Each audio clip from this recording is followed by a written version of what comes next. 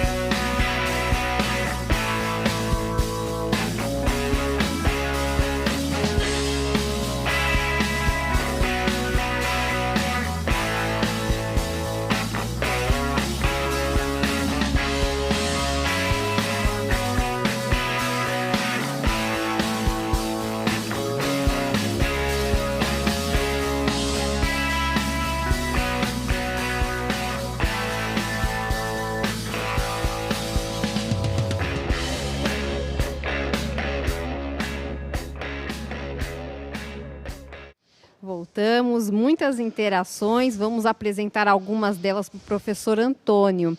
A professora Kátia trouxe a resposta da estudante Ana Beatriz, que disse que regionalizar é formar divisões, formar regiões. A professora Janaína trouxe a resposta da estudante Stephanie, que disse que significa separar em regiões, muitos caindo, né, chegando a esse entendimento de que regionalizar é criar divisões. Tem uma outra resposta aqui da professora Elizabeth, que trouxe dividir o espaço terrestre ou parcelas dele em regiões. E o professor André disse que é dividir regiões segundo um ou mais critérios, humanos ou naturais. Perfeito, é isso aí, professora Luiz. Na verdade, as respostas aí são bem condizentes, né, com o que foi pedido para vocês, né? Então, os alunos aí participando, juntos com os professores, né? Mas eu coloquei aí um slide para, né, colocar aí para quem não respondeu, né, para quem teve dificuldade de responder, o que significa aí regionalizar o espaço. Então, vamos lá, acompanhem na tela.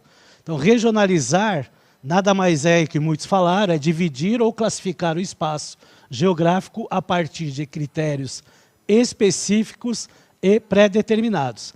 Também pode ser definido como a classificação de qualquer porção do espaço em várias áreas. Então é interessante, né, retratar essa questão aí, né? Critérios específicos e pré-determinados, ou seja, não é a revelia ou de qualquer maneira que você vai fazer aí, né, um mapa, né, regionalizando o espaço. E necessariamente você também não precisa fazer um mapa, né, com fronteiras, né? Então, quando você fala em regionalizar o espaço, por diversos tipos de temas, eles podem estar espalhados aí nos continentes. Então é importante retratar isso. Por isso que ele fala nessa questão de classificar o espaço geográfico a partir de critérios específicos e pré-determinados. Como exemplo, por exemplo, o IDH. O IDH é um critério de regionalização. Então você pega o índice de desenvolvimento humano e aí você vai ver no mundo, né, espalhados aí, né, o índice muito alto, o índice médio, o índice baixo, e vai estar lá nos continentes, né? Então, necessariamente não são países fronteiriços. Agora, lógico que um bloco econômico, que também é um critério de regionalização, para facilitar, né, esse intercâmbio entre os países, aí sim, né, praticamente são países fronteiriços, mas tem blocos também que não são países fronteiriços, como, por exemplo, a APEC, que é aquele bloco econômico do Pacífico, que os países são banhados pelos Pacíficos, mas também não têm suas fronteiras continentais. Tá, okay? Então, critérios pré-estabelecidos e específicos é de suma importância para você fazer essa regionalização do espaço. E aí, quais os exemplos que nós utilizamos aí para fazer esse critério aí? Pode ser no aspecto físico, pode ser no aspecto humano, pode ser no aspecto econômico, como eu dei o exemplo do IDH, que é socioeconômico. Então temos aí os continentes, por exemplo, é um critério, população é um outro critério, clima, relevo, economia, o IDH que eu citei para vocês, entre inúmeros e inúmeros exemplos aqui que poderíamos dar, né, para vocês sobre essa questão da regionalização do espaço, tá ok? Então é importante retratar que quando a gente fala nessa questão aí da regionalização, né, de um espaço, né, você precisa saber que tipo de regionalização você está fazendo e qual o interesse que se tem em cima disso. Né? Então, por isso que a gente dá vários exemplos aí em geografia, né, principalmente nessas questões física, econômica, política, né, ou socioeconômica. São vários aí os critérios que podem ser utilizados e os exemplos dados aí. Eu coloquei aí um mapa, por exemplo, como exemplo aí de critério que até foi citado, né? A divisão aí do planisfério no mundo. Então, vocês observam aí que os continentes aí é um critério político, né? Então, está aí mapa político, está aí no tema do mapa. Né? Então, nós temos a América, nós temos a África, nós temos a Europa, nós temos aí a Ásia, nós temos a Oceania, nós temos a Antártida também. Então, isso aí é um critério. Qual é o critério que foi utilizado aí nesse mapa? De se dividir por continentes, e também tem um outro critério, né? Nos continentes nós temos aí os países, né, que estão aí destacados aí até com colorações diferentes para dar um destaque nos seus territórios. Então é um tipo de critério que nós utilizamos aí no nosso cotidiano. Um outro mapa, né, que a gente vai observar aí, que foi citado também, que faz a relação da geografia física, são a questão aí dos mapas climáticos, né? Então, aí, né, observa aí na próxima tela, vocês vão ver, né, que é uma divisão dos climas que nós temos aí no mundo. Tá? Então, vocês estão observando a legenda, né? A legenda mostra aí, né, os tipos de climas aí adaptados segundo a classificação de Köppen, né? A coloração, né, na legenda, equatorial, tropical, subtropical, desértico, semiárido, o mediterrâneo, o temperado, o frio, o polar e o frio de montanha. E no mapa a gente tem a localização, né, no continente desses tipos de clima aí que nós estudamos aí em geografia. E também temos um mapa aqui que aparece, né, as zonas climáticas, que também é uma forma, né, um critério que a gente utiliza até para mostrar a classificação aí desses tipos climáticos, né? Nós temos aí a zona tórrida, né, ou a zona tropical, né, que fica entre as faixas aí do Trópico de Câncer e do Trópico de Capricórnio, até a influência que se tem nessas zonas climáticas para os climas mundiais que nós temos, as regiões mais temperadas, com climas mais temperados, que ficam nas zonas temperadas, entre o Círculo Polar e o Trópico de Câncer, o Trópico de Capricórnio, com o Círculo Polar Ártico ao norte, o Círculo Polar Antártico ao sul. Então, também é uma forma e um critério de você regionalizar o espaço físico do nosso planeta e aí apresentar e dar essas características. Então, vejo que há vários exemplos aí que poderíamos estar citando aqui na aula, né? Mas é lógico que pela falta de tempo a gente vai dar esses dois exemplos. Mas vocês podem procurar, né, e ver aí vários exemplos que nós temos aí, que foram citados, e até por vocês nas respostas, e aí vocês vão ver que a regionalização é bem ampla, né? Certo, professora? É isso aí. E agora a gente vai assistir a um vídeo sobre a história da ONU. Já já a gente volta. O ano era 1945. Outubro de 45. O mundo ainda em choque com o horror da Segunda Guerra Mundial. Foi neste momento que os líderes decidiram criar as Nações Unidas.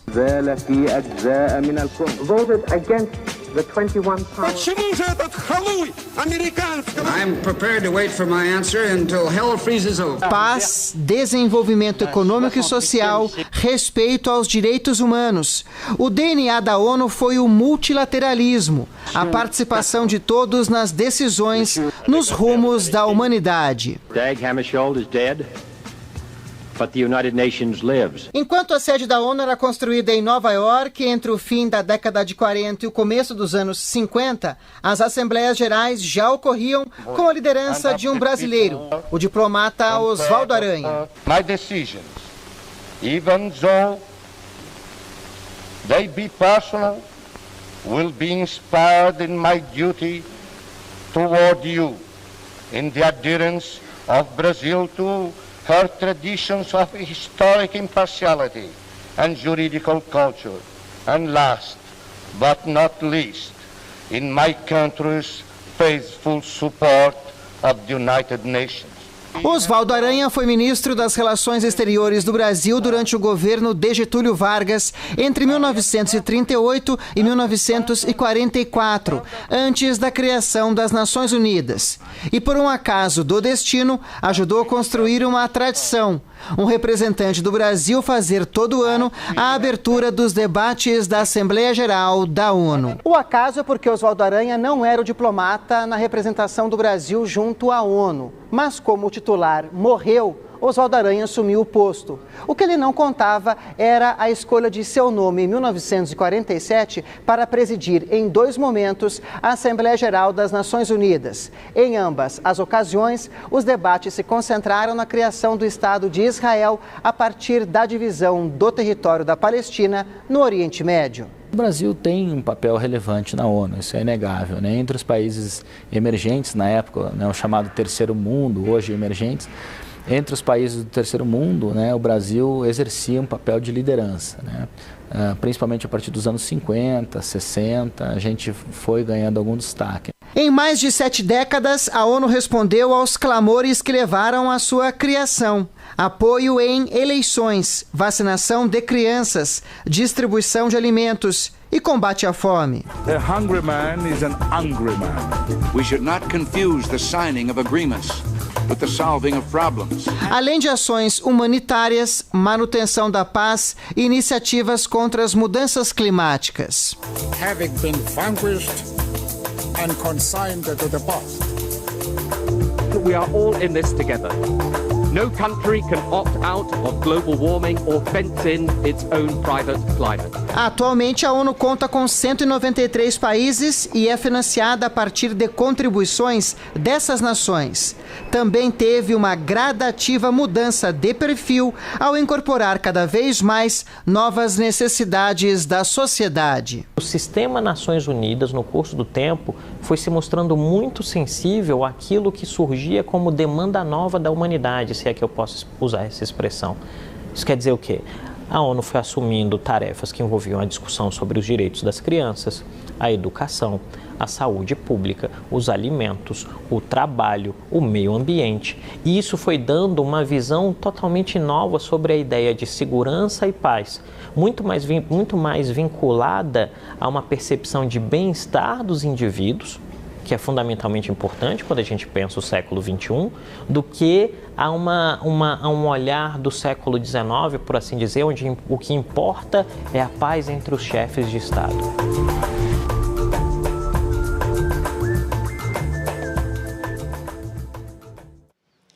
Interessante aí esse vídeo da criação da ONU, né, no final da Segunda Guerra Mundial, 1945, a importância do Oswaldo Aranha, né, um brasileiro que pela primeira vez ali estava representando uma determinada região do mundo, né, num órgão internacional aí. E vocês vão me dizer qual região é essa a partir do mapa que vai aparecer aí na tela para nossa interação. Qual regionalização apresenta o mapa abaixo? Em 2 minutos a gente volta.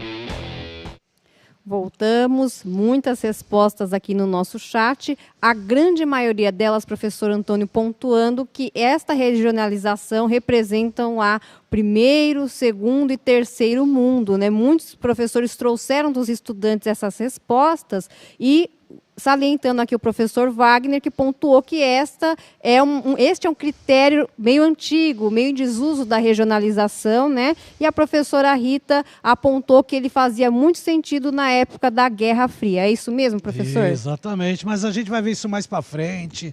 Vamos deixar em suspenso, né, as respostas dos professores aí, porque nós vamos falar mais um pouco sobre essa questão aí da Guerra Fria, que para mim foi uma das regionalizações aí mais marcantes que nós tivemos no planeta, né? Vamos ver aí na próxima tela o que é o espaço mundial. Então vamos lá. Espaço mundial é uma divisão entre os diferentes países com base no nível de desenvolvimento no âmbito do capitalismo contemporâneo. Então isso aí acontece principalmente pós a Guerra Fria, né? Mas já na Guerra Fria, a gente já tem, né, as ideologias econômicas de dois lados, né? Duas superpotências, né? Então isso aí vai ocasionando aí problemas de relações políticas, né? Que envolvem até questões armamentistas, né? A corrida armamentista, junto com a corrida espacial, para mostrar aí poderio entre duas nações poderosas aí e colocando seus aliados, perfeito?